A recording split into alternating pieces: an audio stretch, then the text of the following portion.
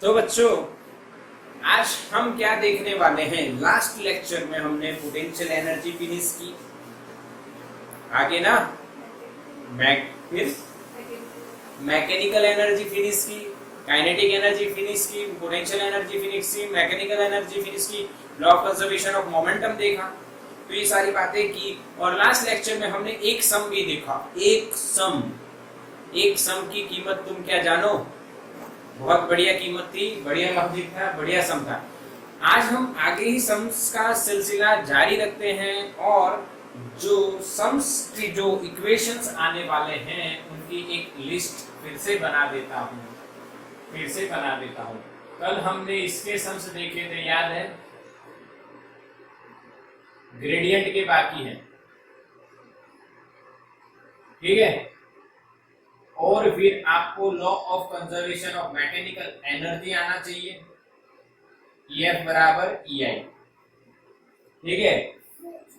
और U के sums तो आते हैं ना, या तो इसके पहले U के सम इक्वेशंस लिखो। U बराबर mgh, U बराबर mgh। तीसरी बात हम कर सकते हैं, law of conservation of mechanical energy, EF बराबर EI। ये कुछ इक्वेशंस है बच्चों जिनके बेस पे हम आज लोग सम्स करने वाले हैं, कुछ बढ़िया बढ़िया सम्स करने वाले हैं। हाँ, law of conservation of mechanical energy पे आपका ज्यादा फोकस रहेगा। ये तो सिंपल है, कल बताया था। ये भी उसी का एक पार्ट है, ये भी देख लेंगे आज। और ये तो आपको आता ही आता है। चलो तो हम लोग बच्चों एक और सम इससे देखते हैं, फिर ये करवाता हूँ। ये एक दो सम देखेंगे, बढ़िया क्वेश्चंस होते हैं। मैंने मैक्सिमम और मिनिमम फाइंड करने का लॉजिक बताया आपको? यस, बता दिया है। ओके, तो आपके लिए एक सम और है बढ़िया वाला, देखो। Potential energy is given by an equation u of x is equals to x square by 2 minus x. Okay, if okay, if नहीं करते हैं, सिंपल से पहले सॉल्व करते हैं। शुरुआत सिंपल से करते हैं। पहला, फाइंड इक्वेशन ऑफ फोर्स। भाई इक्वेशन ऑफ फोर्स बनाइए बच्चों, रेडी? तो रेडी हो आप तो ये बनाइए, minus du by dx, minus du by dx। u का डिफरेंशिएशन क्या होगा बच्चों? x minus 1। This is answer. कैसे? x स्क्वायर का क्या होगा? 2x, 2 कट, बचा क्या? x माइनस x अकेला, x अकेला 1। हाँ कि ना? यस और नो? दूसरा क्वेश्चन, फाइंड इक्विलिब्रियम पोजीशन।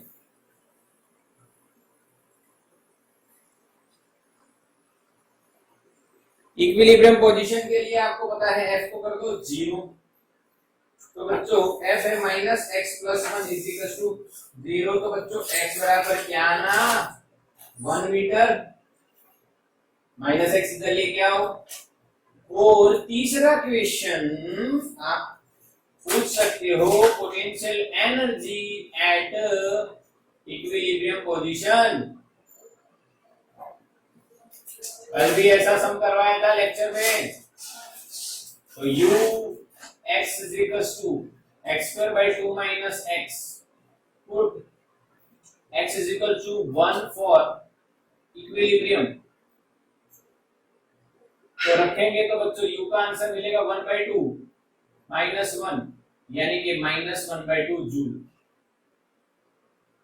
हाँ क्या ना बच्चों? सरल सरल सरल, बिल्कुल सरल लॉजिक, कोई डाउट नहीं रखना है। बिल्कुल बढ़िया कंसेप्ट है, स्क्रीनशॉट ले लेना है, इस सम को आपको नोट कर लेना है।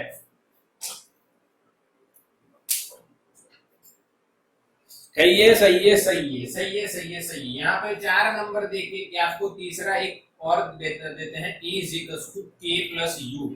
Kinetic plus potential is called mechanical. Kinetic plus potential is called mechanical. Mechanical क्या है बच्चों? मैकेनिकल। अच्छा, इसी पे दूसरा इसी पे दूसरा एक सम बना देते हैं, बढ़िया सा, यही क्वेश्चन, पोटेंशियल एनर्जी, यही इक्वेशन। ओके, क्वेश्चन ये है, mass of 1 kg, mass of 1 kg freely move on x-axis, freely moves on x-axis, and its potential energy changes with this equation. Okay, if total energy यानी कि बच्चों E अगर 2 joule है तो find maximum speed of that particle और मास और anything. अच्छा question, हाँ के ना बच्चों, क्वेश्चन समझ में आया? फिर से एक बार रीड करता हूं। Mass of 1 kg can move on the किस पे, एक्स एक्सिस पे। It's potential energy changes with this equation, u of x is equal to x square by 2 minus x. If its mechanical energy is 2 joule, then find out its maximum speed. बच्चों बढ़िया question, हाँ, logical equation, बढ़िया question. Find out its maximum velocity, यानी maximum velocity पूछा है तो kinetic energy भी maximum होनी चाहिए, हाँ के ना? और काइनेटिक एनर्जी मैक्सिमम है तो पोटेंशियल एनर्जी कैसी होनी चाहिए, मिनिमम। अब आप सोचोगे सर मिनिमम तो 0 ले लो, हाँ के ना? आप सोचोगे मिनिमम तो 0 ले लो, पर बच्चों इस केस में मिनिमम अगर नेगेटिव हो, देखो सोचो, मान लो आपको ये, देखो आप अगर हिसाब लगाओ मेरी बात, तो k बराबर e माइनस यू हो जाएगा, क्योंकि E बराबर क्या होता है, K प्लस यू। अब देखो भाई, E की 2 जूल है और K की वैल्यू आपको मैक्सिमम मिलनी चाहिए, तो V मैक्स होगा। तो उस मैक्सिमम के लिए अगर आपने इसको 0 माना तो गलत है, रीजन कहता है। मान लो इसकी वैल्यू बच्चों -1 हो तो K की वैल्यू 3 हो जाएगी, यानी पोटेंशियल एनर्जी नेगेटिव हो सकती है। तो यहाँ पे K मैक्सिमम होना पोटेंशियल का 0 होना नहीं बताता है। अरे हाँ के ना, यस और नो? ठीक है, समझ में आ रहा है? यस। तो सॉल्यूशन जब आप स्टार्ट करोगे, if you want to find out maximum और minimum value, if you want to find out minimum value of potential energy, then you have to differentiate it first, du by dx, then you will get x minus 1, 2x minus 1, यानी 2 cut हो गया, x minus 1. Okay, yes, and make it 0, then you will get x is equals to 1. ये हम क्या कर रहे हैं, for u minimum हम ये प्रोसेस कर रहे हैं, ठीक है। Now again differentiate it,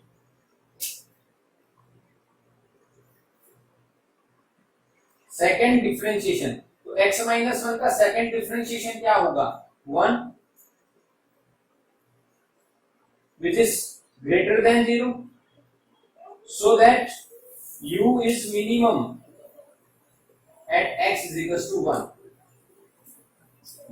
yes or no बेटा? ये आपको मेरा जो ग्राफ बनाया था वो याद आ रहा है?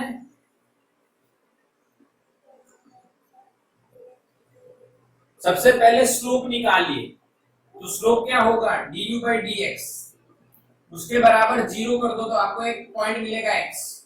स्लोप यहाँ पे भी 0 होगा, यहाँ पे भी 0 होगा और यहाँ पे भी 0 होगा। हाँ, समझ में आया कि नहीं? और x की वैल्यू कुछ मिलेगी। अब आपको फिर से सेकंड ऑर्डर डिफरेंशिएशन करना है। अगर वो ग्रेटर देन 0 है, इसका मतलब वो बढ़ रहा है। वो कहां से बढ़ेगा, मिनिमम से ही तो बढ़ सकता है, मैक्सिमम से तो डिक्रीज होगा।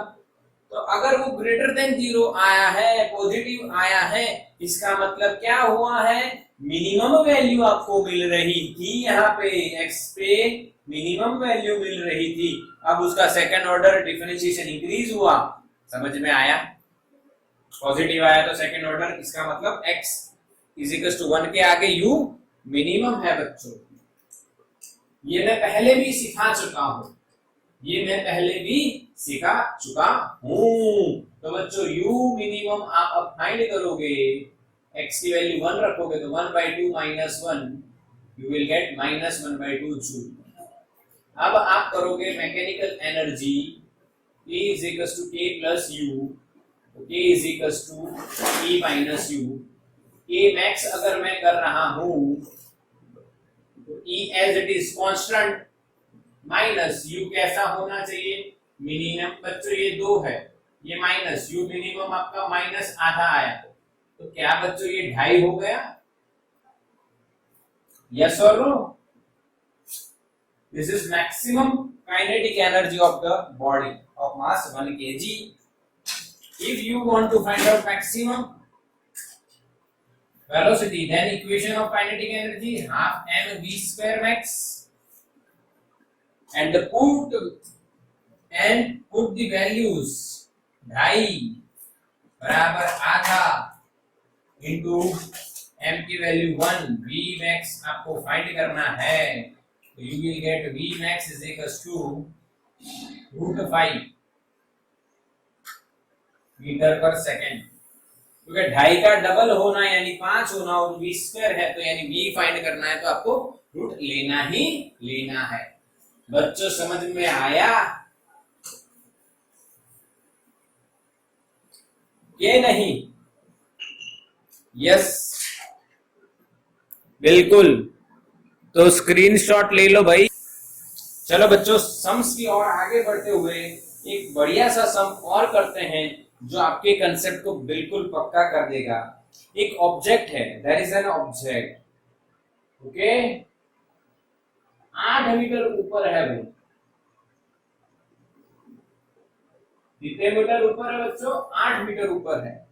वहां से उसको फ्री फॉल करवाया जाता है, यानी इनिशियल वेलोसिटी इज 0, ओके, और वो नीचे आता है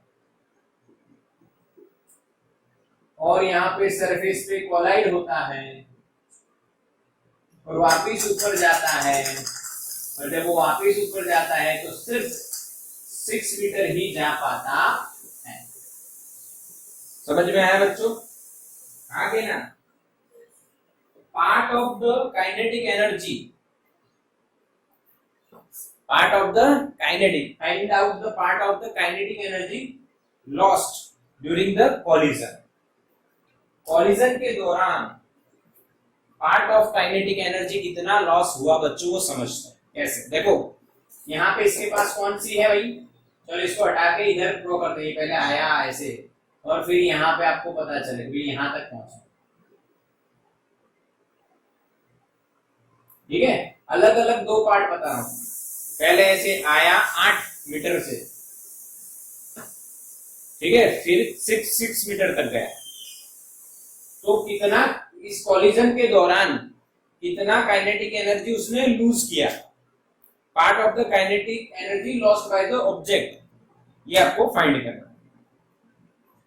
तो बच्चों आपको समझना क्या है, ये देखो ध्यान से देखो, यहां पे 0 वेलोसिटी से कुछ वेलोसिटी यहाँ पे गेन करेगा, कितनी वेलोसिटी गेन करेगा, √2gh, अगर ये h आप मानो तो वो काइनेटिक एनर्जी का चेंज हुआ, वेलोसिटी इंक्रीज हुई तो काइनेटिक एनर्जी चेंज हुई, वो चेंज के कारण इसकी पोटेंशियल एनर्जी भी चेंज हुई। देखो पहले 8 पे था, अब कहां पहुंचा, 6 पे।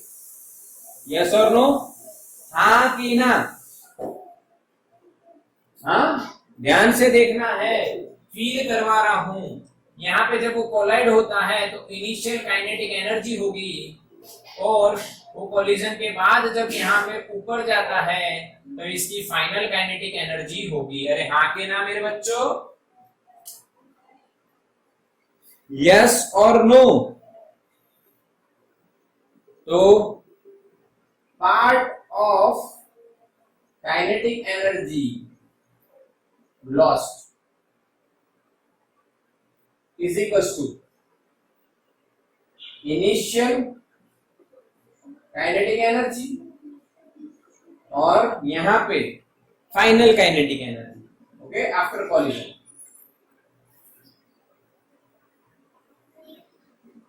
सही है बच्चों? हाँ के ना मेरे बच्चों?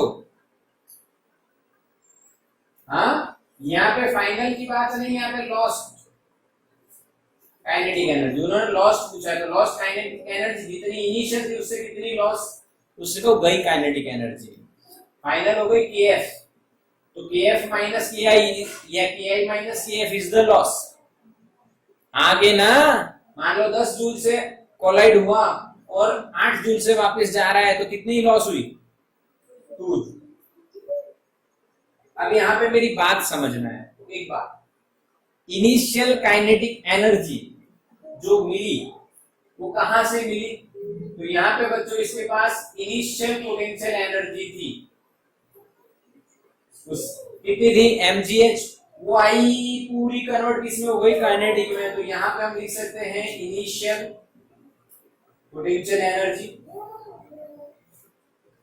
हाँ, और यहाँ पे हमने लिखा है लॉस इन काइनेटिक एनर्जी, तो यहाँ पे लॉस इन पोटेंशियल एनर्जी आ जाएगा। क्यों बच्चों? देखो ध्यान से देखना, पहले 8 मीटर से गिर के इसके पास जो काइनेटिक एनर्जी है और फिर वो लॉस होके कम हो गई तो उससे वो 6 मीटर गया, यानी पोटेंशियल एनर्जी यहाँ पे लॉस हुआ ना। ये जो लॉस हुआ वो किसके कारण हुआ? काइनेटिक एनर्जी के लॉस के कारण। अगर जितनी यहां पे थी उतनी यहां होती तो 8 पे जाता कि नहीं? हाँ के ना बोलो, मैसेज करो, फील करो, यस और नो? Yes yes. ये बात समझना है आपको, ये बात समझनी है बच्चों। तो लॉस कितना होगा? mg 8 minus 6 is the loss. ये कितना पार्ट है भाई? 8 माइनस 6, और इनिशियल क्या थी भाई? mg 8। खत्म, पिक्चर खत्म। mg तो गया, बचा क्या? 8 माइनस 6 कितना होता है? 2, और यहाँ पे 8, यानी आंसर इज 1/4। तो fourth part of the initial kinetic energy is lost. मान लो यहां से 10 आती है और 10 जूल से कोलाइड हुई तो वो कितने से गई है? 7.5। क्यों? 2.5 जूल लॉस हो गया। फोर्थ पार्ट ऑफ द 10 क्या होगा? 2.5 जूल ना? यस और नो? हाँ के ना? समझ में आया बच्चों? इस तरह से law of conservation of mechanical energy इसमें आ गया और आपको पता चल गया कि जो इनिशियल एनर्जी थी वो फाइनल काइनेटिक बनी, इसीलिए हम ये लिख सकते हैं। बहुत बहुत ही उम्दा क्वेश्चन इसको बोल सकते हैं, बहुत ही बढ़िया क्वेश्चन है, एकदम सिंपल। और जेई नीट के लेवल में तुम्हारा कंसेप्ट कैसे चेक किया जाता है, बच्चे क्या करते हैं इसमें पता है? लॉ ऑफ कंजर्वेशन करके काइनेटिक एनर्जी फाइंड करते हैं, फिर यहाँ पे ये काइनेटिक एनर्जी कैसे फाइंड करते हैं, यहाँ पे mgh वगैरह बहुत लॉजिक लगा देते हैं। पर सिंपल बात है बच्चों, law of conservation of mechanical energy आप लगाओ तो इनिशियल पोटेंशियल से ही उसको इनिशियल काइनेटिक मिलती है, और यहाँ पे 6 मीटर गए यानी पोटेंशियल जितनी लॉस हुई उतनी ही काइनेटिक लॉस हुई होगी। तो loss in potential is equal to loss in kinetic, initial potential is equal to initial kinetic. समझ में आया बच्चों? अरे हाँ के ना? सही है? बढ़िया कंसेप्ट डेवलप हुआ कि नहीं? बढ़िया, बिल्कुल बढ़िया बच्चों। तो इसका स्क्रीनशॉट लो आप। चलो एक और क्वेश्चन करते, एक और क्वेश्चन बढ़िया वाला करते हैं, यानी अब आपको और सोचने पे मजबूर करेगा ये क्वेश्चन। तो क्वेश्चन ये है बच्चों, एक आपके पास यानी मासलेस एंड फ्रिक्शनलेस, नहीं फ्रिक्शन, हाँ फ्रिक्शनलेस, मासलेस, सॉरी मास है, मासलेस नहीं frictionless, a chain of mass m and length l, एक चेन है जिसका मास m है, उसकी लेंथ l है, वो टेबल पे रखी हुई है। कहाँ रखी हुई है बच्चों? टेबल पे रखी हुई है, और टेबल पे इस तरह से रखी हुई है कि उसका कुछ पार्ट नीचे लटक रहा है। आगे ना, यस और नो? मास m है, लेंथ l है, और वो टेबल पे रखी हुई है जिसका कुछ पार्ट नीचे लटक रहा है। ओके, और कितना पार्ट? 1/nth पार्ट लटक रहा है। तो जो लटक रहा पार्ट है उसको ऊपर खींचने के लिए कितना वर्क करना पड़ेगा? यानी अभी हमारी कैलकुलेशन में फ्रिक्शन नहीं रखना है, क्योंकि फ्रिक्शन रखेंगे तो सम थोड़ा और डिफिकल्ट हो सकता है, इसीलिए इसमें फ्रिक्शन लेस बोला गया है। ये बच्चों एक टेबल है, इस पे ये एक जंजीर पड़ी है, चेन पड़ी है बच्चों। टेबल कंटिन्यू है, लंबा टेबल है, और इसका कुछ पार्ट नीचे लटक रहा है, कुछ पार्ट। ठीक समझ रहे हो कि नहीं? हाँ के ना? यस और नो? कुछ पार्ट इसका नीचे लटक रहा है। हाँ, अब इसको खींचना है आप। ये जो चेन है बच्चों, इसका मास m है और लेंथ l है, मास कैपिटल M और लेंथ l। अब देखो इस सम को कैसे गिना जाए, ये तरीका है गिनने का, आपको समझना है। यानी मैंने आपको बोला था reference point for potential energy you can take anywhere. हम लोग इसको कहां पे लाने की कोशिश कर रहे हैं? टेबल। तो ये जो टेबल का जो सरफेस है उसको रेफरेंस मान लो, यानी उसमें आप y डायरेक्शन की बात करो तो y = 0, और यानी आप दूसरी बात करो तो पोटेंशियल एनर्जी यहाँ पे क्या होगी? 0। रेफरेंस पॉइंट पे आपकी पोटेंशियल एनर्जी क्या होती है? किसी भी चीज की 0 होती है। आप इसको खींचोगे ऊपर, तो यहाँ नीचे लटका हुआ पार्ट, इसकी कुछ पोटेंशियल एनर्जी होगी, वो पोटेंशियल एनर्जी चेंज होगी, उतना ही आपको वर्क करना पड़ेगा। हाँ के ना? यस और नो? समझ में आया बच्चों? तो ये रेफरेंस लाइन है। देखो तरीका सीखना है, ये रेफरेंस लाइन है, इसकी पोटेंशियल एनर्जी कैसे मेजर करोगे? ये थोड़ा डिफिकल्ट है। ये आपका जो पार्ट है ये 1/nth है ऑफ टोटल लेंथ। ये लेंथ कितनी हो जाएगी? L/n। यस और no? Total length is L और 1/nth पार्ट लटक रहा है, तो लेंथ कितनी लटक रही है? L/m। समझ में आया? ओके, अब ध्यान से एक और बात समझनी है। इसका ये जो पॉइंट है इसको आप बोलोगे सेंटर ऑफ मास, जहां पे सारा मास कॉन्सेंट्रेटेड होता है उसको हम क्या बोलते हैं? Centre of mass. सिंपल में मैं आपको बताना चाहूं तो इसको बैलेंस करने के लिए बच्चों, मैंने जहां पे उंगली रखी हुई है वो इसका बैलेंस पॉइंट है। आपको दिख रहा है कि नहीं बच्चों? दिख रहा है? यस और नो? तो ये जहां पे बैलेंस हो रही है वो इसका बच्चों आप मान लीजिए सेंटर ऑफ क्या है? Centre of mass. ठीक है, जहां पे ग्रेविटेशनल फोर्स लगता है वो सेंटर ऑफ ग्रेविटी होता है, वो बात की बात है, 7th चैप्टर में आएगा। बट यहाँ पे आपको मानना है, अब ये मिडल पॉइंट पे होता है, तो बच्चों ये जो दूरी हो जाएगी रेफरेंस पॉइंट से, इस पे mg लग रहा है। इसको सेंटर ऑफ मास और सेंटर ऑफ ग्रेविटी भी आप बोल सकते हो, जहां पे mg लगता है। और mg कहां लगेगा? नीचे। इसका मास कितना मान लिया मैंने? Small m। सही है कि नहीं? ध्यान से देखना है। तो ये लेंथ कितनी होगी? आधी, टोटल की आधी। तो टोटल कितनी है? L/n, उसकी आधी, यानी ये लेंथ हो जाएगी L/2n। यानी कि बच्चों ये पूरी जो चेन है वो रेफरेंस लाइन से L/2n जितनी दूरी पे है, यानी इतने पॉइंट पे उसको mg लग रहा है, यानी इसकी यहाँ पे पोटेंशियल एनर्जी कितनी होगी, mg L/2n। यस और no? Initial potential energy, initial potential energy of chain जो लटक रही है उसकी बात है, इस mg, h का मतलब कितनी लेंथ पे ग्रेविटेशन लग रहा है, mg कहां लग रहा है, L/2n।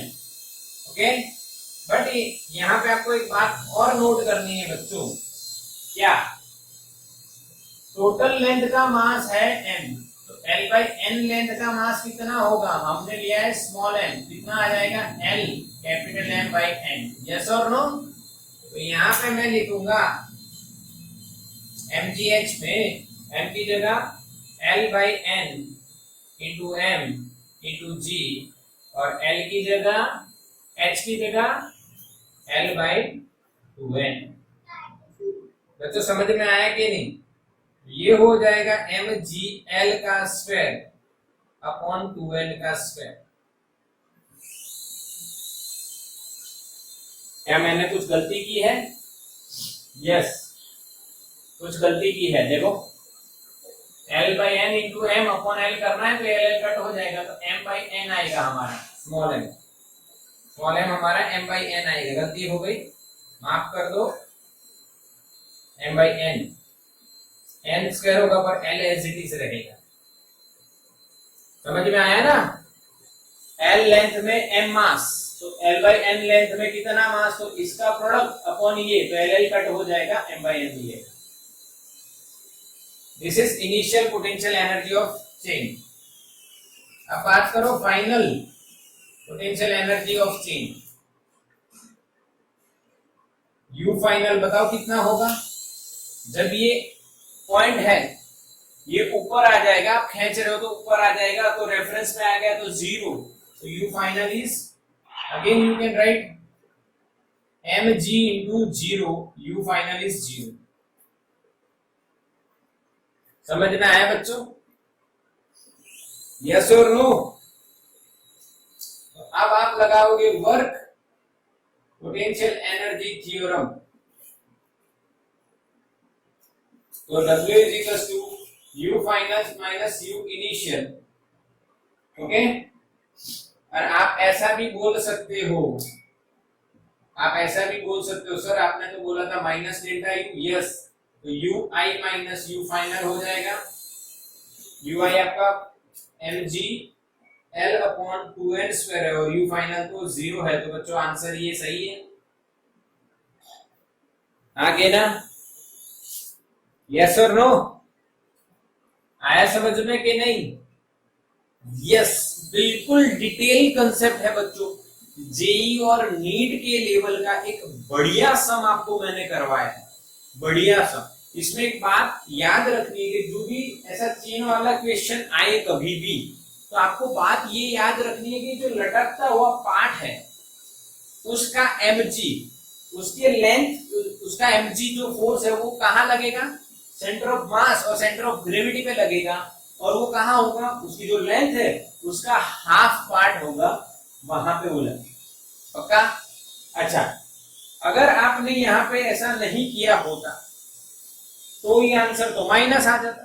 बट आप दूसरा तरीका भी कर सकते हो, W is equal to UF minus UI, फिर उसमें आपको डायरेक्शन लेनी पड़ेगी क्योंकि ये नेगेटिव है, तो यहाँ पे नेगेटिव आएगा, तो UF माइनस UI करते तो नेगेटिव नेगेटिव पॉजिटिव हो गई, यही आंसर आपको मिलता है। बच्चों समझ में आया कि नहीं? बढ़िया क्वेश्चन है, इसको बार बार नोट कीजिए, अच्छे से प्रैक्टिस कीजिए और ये कंसेप्ट जानिए। 1/n part of the chain hanging from the corner of the table, तो 1/n यानी टोटल लेंथ अगर L है तो L/n लटक रहा है, और उसका आधा क्या होगा, L/2n, वहां पे mg लगेगा और ये h हो गया, तो mgh आप ऐसे निकाल लो। ठीक है, फिर उसको ऊपर लेके आ गए तो पोटेंशियल एनर्जी फाइनल क्या हो जाएगी, 0। तो change in potential energy is equal to work done. तो वर्क डन ही तो आपको पूछा था कि what is the work required to be done. हाँ, इस चेन को ऊपर लाने के लिए, to bring the hanging part on the table, what is the work required to be done. बच्चों समझ में आया? बिल्कुल पक्का ना? तो बच्चों स्क्रीनशॉट ले लो इसका, ले लिया ना? स्क्रीनशॉट ले लो जल्दी से। Yes, done. तो एक और बढ़िया सा सम कर लो, आपको मजा आने वाला है, कुछ बातें आपको जाननी है। कंजर्वेटिव चलाया मैंने, कंजर्वेटिव चलाया कि नहीं? कंजर्वेटिव फोर्स किसे कहते हैं? कि जिस फोर्स के कारण होता हुआ वर्क पाथ पे डिपेंड नहीं करता है, independent of path, depends on initial and final position, तो उसी को हम क्या कहते हैं बच्चों? Conservative force. उसके बारे में एक क्वेश्चन आया है, चलो देखते हैं। एक पार्टिकल को 0 से ए ले जाने के लिए फोर्स लगाया जाता है, और फोर्स की इक्वेशन है, वैल्यू है 3i carat plus 4j carat. Okay, और दो अलग अलग पाथ पे ले जाया जाता है। पाथ फर्स्ट है OP एंड पाथ 2 है OQP as shown in the figure. Okay, W1 and W2 are the works on path 1 and path 2.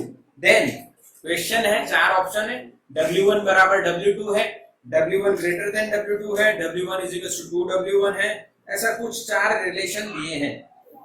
तो बच्चों आपको जो ग्राफ दिया है वो इस हिसाब से है, ये 0 है और ये P ए पॉइंट पे, एक तो सीधा पाथ है, ये फर्स्ट पाथ, यहाँ पे वर्क W1 हुआ, और दूसरा पाथ ये है, यहाँ पे W2 हुआ। ओके, ये आपका ग्राफ है y वर्सेस x का, और यहाँ पे एंगल आपको दिया है, वेरी गुड, एंगल भी दे दिया, यानी आप सोचने पे मजबूर हो जाओ। और चार ऑप्शन दे दिए, W1 बराबर W2, W2 बराबर 2W1, W1 बराबर 2W2 एंड W2 बराबर 4W1। आंसर है बच्चों ये वाला।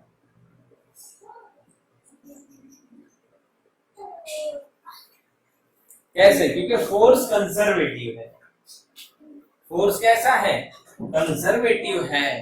फोर्स कंजर्वेटिव है या सेम, क्योंकि इनिशियल पोजीशन क्या है? 0 0, और फाइनल पोजीशन क्या है? ए। चाहे इससे जाओ चाहे इससे जाओ, कोई फर्क नहीं पड़ेगा। बच्चों आया कि नहीं? समझ में आया कि नहीं? यस, ये आपको थोड़ी सी बात है, छोटी सी बात है, बिल्कुल ध्यान में रखनी है, और इसके सम्स भी अच्छे से प्रैक्टिस करने हैं। अच्छा, यहाँ पे आज फिर हमने कुछ सम्स देखे। अब एक्सरसाइज एग्जाम्पल वगैरह, एग्जाम्पल एक है, वो एग्जाम्पल हम अगेन कल करेंगे, VCM बोलेंगे उसको, वर्टिकल सर्कुलर मोशन बोलेंगे, बहुत बढ़िया से करेंगे। आज के लेक्चर में इतना ही, इसका स्क्रीनशॉट ले लो।